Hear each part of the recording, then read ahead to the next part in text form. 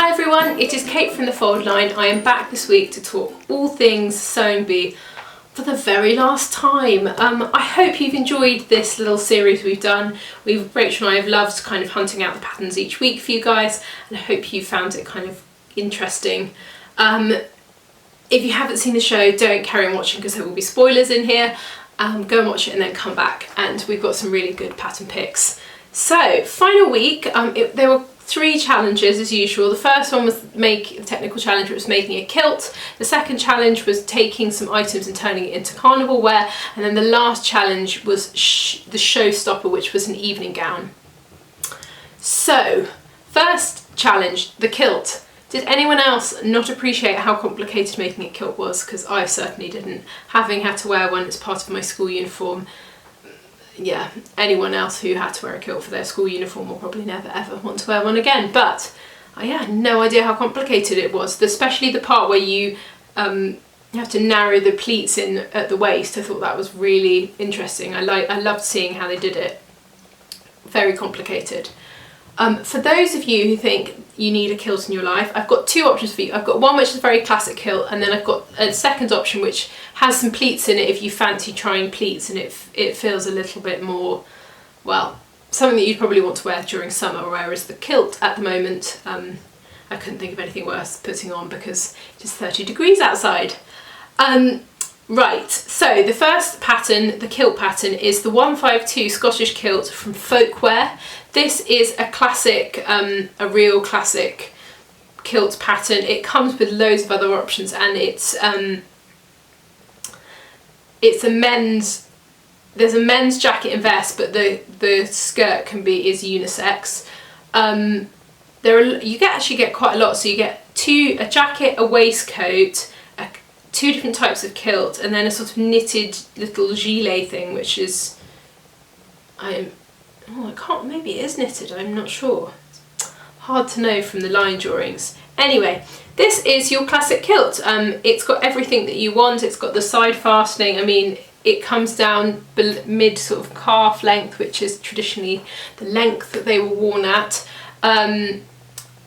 I haven't actually had a look at it, and I'm not sure whether the process of making this is the same as the sewing bee, where you just measure your waist and then work out the pleats to go with it. But yeah, that is a really good option if you're looking for a proper kilt.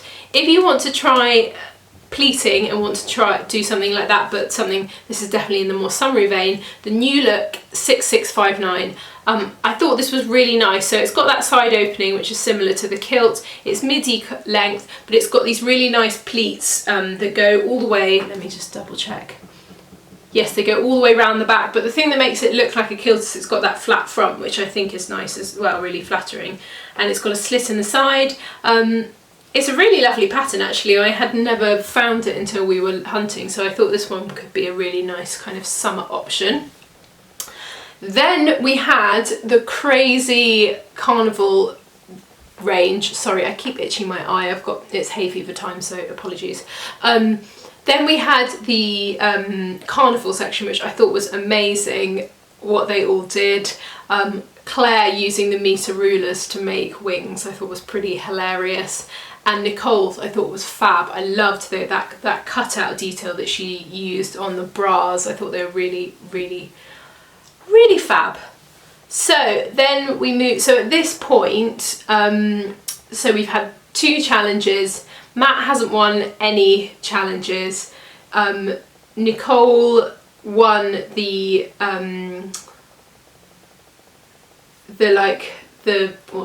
transformation challenge, and Claire had won the technical challenge.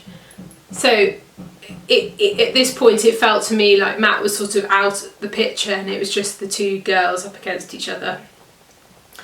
So Claire made a sort of 1930s evening gown. It was beautiful. It's got these big sort of panels that come from sort of below the bust up around the sort of neckline. It has little cutout detail at the front, low backed with this sort of button. I thought this was so beautifully made. I mean, it is so difficult to make that fabric look like that. I can't, it's just amazing.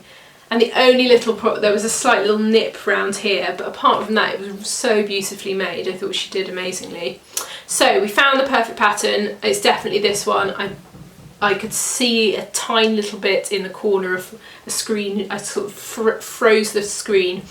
It's the 1930s evening gown from Decades of Style. It comes in sizes UK 6 to UK 22.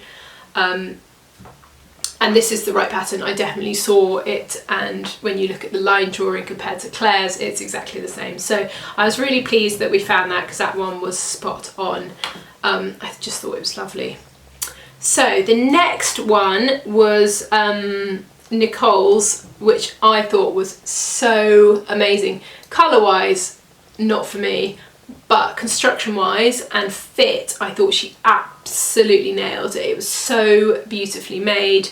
Like, to get that feathered panels, or like the feathered kind of bottom bit to sit like that is so difficult.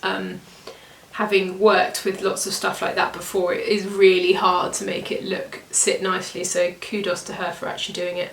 So again, I saw the cover was flashed, no number, no brand, but we managed to find it. It's a Simplicity 8330. This is definitely the right one. It's got that lovely high neck line. It's got that big cutout detail at the back. And I'm assuming she sort of did version A, but took the slit out. There's a slit on version A, but just kind of, because I think it kind of came, it's like midi calf length when it was finished. But yeah, this was so beautiful, and I think this pattern's really nice actually. Again, it's another one that I'd never seen before. I think you could also make this in a cotton. It'd be a really lovely summer dress. It's got princess seams, so you can get the fit really nice. It's got a seam at the waist. It's a really classic shape, and I love that cutout detail at the back.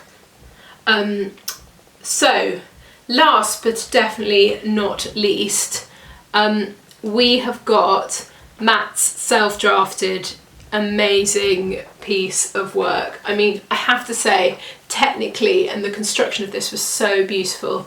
So the top half was a sort of one-shouldered with a bondage feel, because it had a sort of kind of corseted bit down here. It was so interesting. And then it had this enormous pleated skirt, or kind of huge full skirt.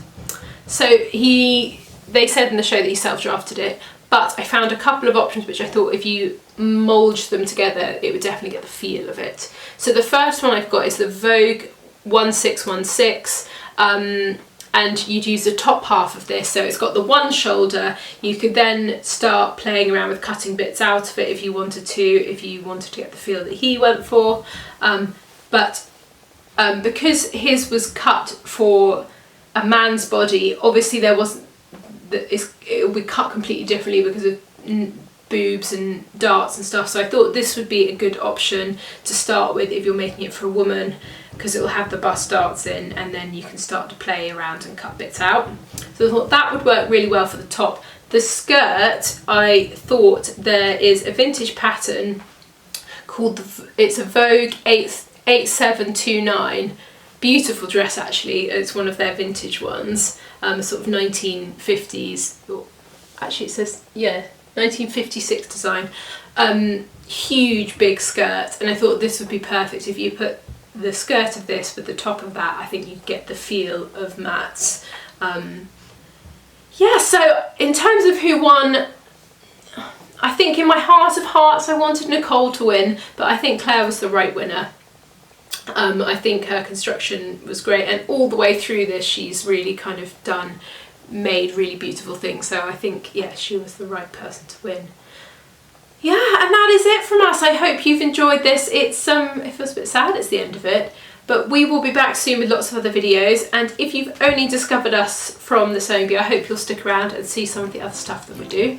And have a lovely rest of your week. Bye!